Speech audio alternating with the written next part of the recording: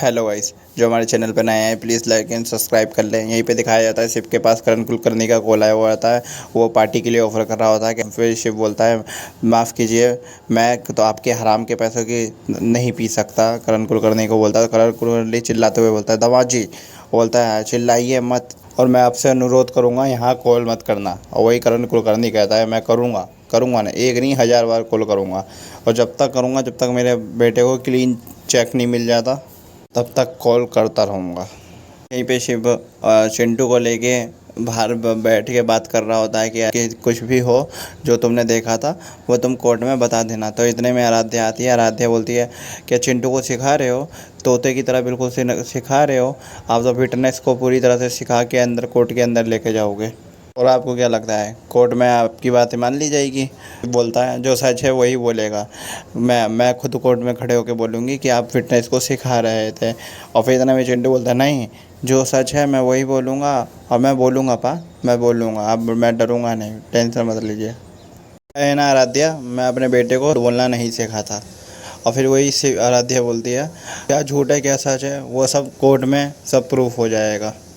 आराध्या एक सवाल पूछती है, मेरे को एक सवाल पूछना है। बोलता है क्या कि आप अकेले क्यों आए, सिंगल गाड़ी में क्यों आए अकेले पीछे से? आप बच्चों के साथ आते और आपको बार बार टारगेट क्यों बनाया जाता है? नंदनी सिर्फ जवाब देने वाला होता है। इतने में ही अंदर से नंदनी आ जाती है और शिव चलो अंदर कोर्ट में आप बुलाएंगे थोड़ी देर में। फिर वो सब अंदर चले जाते हैं। इतने में ही कबीर को लेकर आया जाता है। बलराम की टीम लेकर आ रही होती है स्पेशल ब्रांच की। और इतने में ही वो बोलता है, शालिनी को देखता है, तुम्हें देख लूँगा शालिनी देशमुख, तुम्हें देख लूँगा। अभी तक मेरी प्रॉब्लम सिर्फ डॉडो से थी, अब मेरी तुमसे पर्सनल प्रॉब्लम है। तुम मुझे जानती नहीं हो मैं क्या चीज़ हूँ। मैं यहाँ से बाहर निकलूँगा और फिर तुम्हें बताऊँगा कि मैं क्या चीज़ हूँ। और मेरी प्रॉब्लम सिर्फ तुमसे है। अब तुमने डायरेक्ट मेरे से पंगा लिया है। और फिर स्पेशल ब्रांच के लोगों से बोलने लगते हैं, तो ज़्यादा उड़ मत, तुझे नहीं तो यहीं पर शूट कर दूंगा। इसकी हिम्मत तो देखो, यहाँ पे आके भी इतना ऐसे बोल रहा है। फिर उतने में आराध्या आ जाती है। आराध्या देखती है कबीर कबीर कबीर तुम्हें घर आना होगा, प्लीज़ तुम्हें घर आना होगा। Kabir I love you I love you. बस फिर इतने में बलराम बोलता है बस इतनी आज के लिए बहुत है, अभी चल। फिर इतने में करण कुलकर्णी आता है, तो फिक्र मत कर बेटा, तेरा डैडी तेरे साथ है। फिर इतने में ही चलो अंदर अंदर जाने लगते हैं सब। वो पीहू और चिंटू को समझा रहा होता है कि पीहू चिंटू डरना मत, अंदर से डट के जवाब देना। फिर वो अंदर चले जाते हैं कोर्ट के अंदर। और फिर इतने में दिखाया जाता है करण कुलकर्णी कोर्ट के बाहर खड़ा होकर इधर से उधर टहल रहा होता है। फिर इतना में ओमकार आता है बाहर, क्या हुआ आप अंदर नहीं गए? फिर बोलता है कि नहीं, मैं नहीं देख सकता अपने बेटे को कटघरे में खड़ा हो गया। तुम अंदर थे, क्या फ़ैसला सुनाया जज ने? बताओ तुमने क्या फ़ैसला सुनाया जज ने? करण कुलकर्णी बार बार बोलता है। इतने में ही और लोग आ जाते हैं। फिर करण कुलकर्णी मनीष दीक्षित से बोलता है, आराध्या से बोलता है कि क्या हुआ अंदर, क्या हुआ बताओ ना, कबीर को बेल मिली नहीं मिली, बताओ ना जल्दी बताओ क्या हुआ अंदर। फिर इतने में बोलता है वो मनीष दीक्षित, कॉन्ग्रेचुलेशंस करण कुलकर्णी, कबीर को बेल मिल चुकी है। इसी के मारे पागल हो जाता है। और फिर आराध्या को बोलता है, आराध्या अब तुम रो क्यों रही हो, कबीर को बेल मिल गई है। और सबको मुबारकबाद देता है। वकील साहब आके बोलते हैं नो नो नो, अभी कबीर को बिल्कुल रिहा नहीं किया गया है, वो अभी बेल पे खाली बेल मिली है।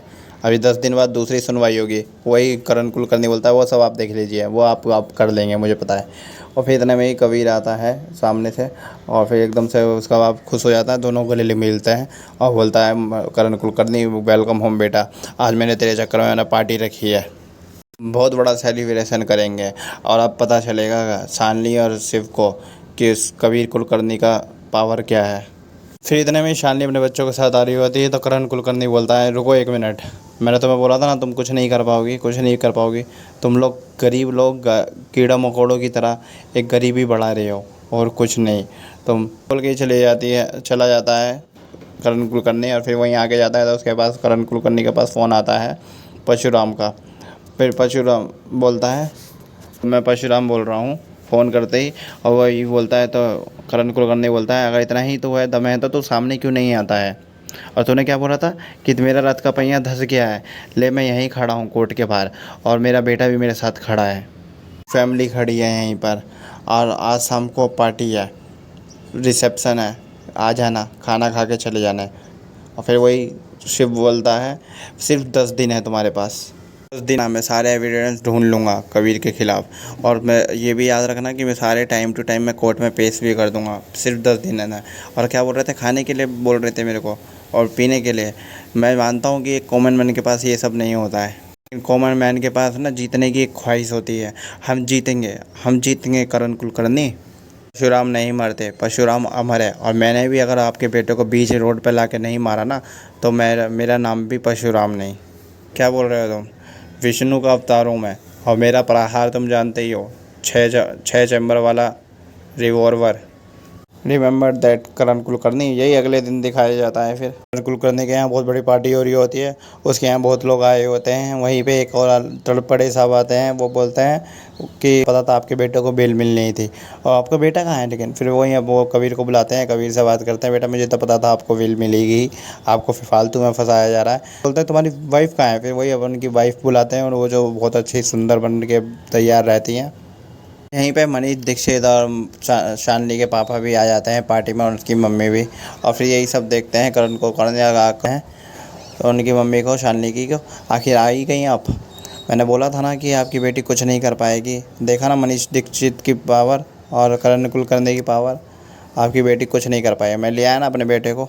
ये बोलते हैं आज के दिन तो ये सब रहने दो, हम सब इनवाइटेड गेस्ट हैं, और आज भी तुम लोग यही सब बात बोलोगे। और फिर वही इतने में इसका बेटा जाता है, आप कबीर। वो बोलता है आपकी बेटी मुंह दुम दबा के छुपा के बैठी है। उसका पति बीमा कंपनी का एजेंट कहाँ है? वो दिखाई नहीं दे रहे। अच्छा, वो आए नहीं होंगे ना, हमारे सामने उनकी औकात नहीं है खड़े होने की। उनकी माँ को सुना के बोल रहे होते सारी कुछ चीज़ें। आँख से आँख मिलाने की हिम्मत ही नहीं है उन लोगों में। फिर उसकी माँ बोलती है शानली की, तुम ऐसी बात क्यों बोल रहे हो कबीर?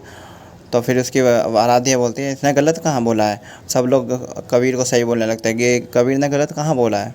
मीडिया को बहुत अच्छी स्टोरी मिली है। शानली की मम्मी और शानली के पापा उसी पार्टी में आए हैं जहाँ पे उनके बेटे बेटियाँ को केस हारे हैं, और वहीं पे वो लोग पार्टी में खाने पीने आए हैं। इतने में ही दिखाया जाता है शिव तैयार होकर कहीं जा रहा होता है, तो वो यार बोलती है कहाँ जा रहे हो तुम?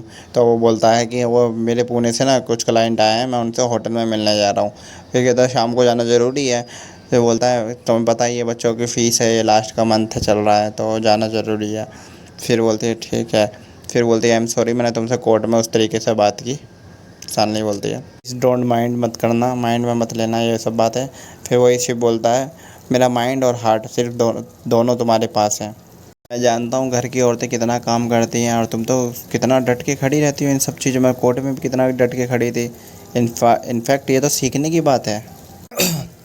फिर वही होता है कि करण कुलकर्णी उसको फ़ोन करता है शिव के पास, और शिव बोलते हैं कि मेरे एक तरफ फलाहार जी हैं, एक तरफ मनीष दीक्षित जी हैं, और दोनों के हाथ में वाइन है, हम दोनों मज़े ले रहे हैं, और सामने मीडिया खड़ी है, बस कमी है तो सिर्फ तुम्हारी। फिर बोलता है मैं आपके यहाँ आ नहीं सकता आपके ब्लैक मनी के पैसों पे। करण कुलकर्णी चिल्लाते हुए बोलता है दामाद जी। वो बोलते चिल्लाइए मत, चिल्लाइए मत, और मैं आपसे अनुरोध करूंगा कि आप मेरे पास दोबारा कॉल मत करना। और वही करण कुलकर्णी कहता है मैं करूंगा ना, एक बार नहीं 1000 बार करूंगा, जब तक मेरे बेटे को क्लीन चेक नहीं मिल जाता है तब तक। याद रखना अगर तुम पार्टी में नहीं आए तो मैं मीडिया को सब कुछ बोल दूंगा कि हम दोनों में जो भी मिसअंडरस्टैंडिंग थी वो सब कुछ हमारी दोनों की क्लियर हो गई है, और जो भी प्रॉब्लम थी वो तुम्हारी वाइफ की वजह से और उसकी फैमिली की वजह से थी, हम दोनों में नहीं था ऐसा कुछ भी। शिव बोलता है ये तो सरासर झूठ है। हाँ मैं तुम्हें झूठ बोलूँगा, मैं बोलूँगा, सबको ये बताऊँगा, एक बार नहीं 1000 बार झूठ बोलूँगा, जब तक मेरा बेटा बाइज्जत बरी नहीं हो जाता है तब तक बोलूँगा। फिर इतने में ही उसके ससुर जी फ़ोन ले लेते हैं, प्रहलाद दीक्षित। उसके पापा बोलते हैं कि मैं गाड़ी भेज रहा हूँ धमाद जी, तुम यहाँ आ जाओ और सीधा एंजॉय करो। और बोलता है एक ना घमंड है मेरे अंदर, मैं नहीं आऊँगा, ये जो आपने कपड़ों की तरह महंगा है ना जो घमंड वो, लेकिन मैं नहीं आऊँगा जो आप ये सोच रहे हैं। फिर चिल्ला के बोलते हैं उसके पापा। और फिर इतने में बोलता है लाइए क्या बोल रहा है शिव, मुझे दीजिए कॉल। और मनीष दीक्षित कॉल पे बात करता है तुम ना एक काम करो यहाँ पे आओ, पापा ने सही बोला है, तुम यहाँ पर आओ और यहाँ पे मज़े लो, एंजॉय करो, और तुम करण कुलकर्णी से माफ़ी मांग लो, सब कुछ ठीक हो जाएगा। तो इस शहर में रहने के लायक नहीं रहोगे, तुम जानते नहीं हो मुझे। हाँ जानता हूँ काका ससुर जी, मैं जानता हूँ आपको भी। एक अकेला कबीर कोई थोड़ी गुंडा है, और आप भी इसके साथ गुंडे हैं। का एपिसोड यहीं समाप्त होता है। यहाँ आगे दिखाया जाता है कि शीतल उनके बहू से मिल रही होती है, और वो कहानी मैं आपको जानता हूँ। तो शीतल बोलती है मैं तुमसे ज़्यादा मेरे को तुम्हारे पास जानता है, क्योंकि तुम्हारे पास से मेरी शादी होने वाली होती है। होती है शालिनी को वो सच बता देती है कि मेरी मेरी मैं पहले शिव से प्यार करती थी, ये वो फ़ोन पे सारी बातें बता देती है। अपना पहला जो उसको गुलाब दिया था शिव ने, वो रोज़ भी दे देती है उस शालिनी को। बाकी एपिसोड यहीं समाप्त होता है। लाइक एंड सब्सक्राइब करना ना भूलें।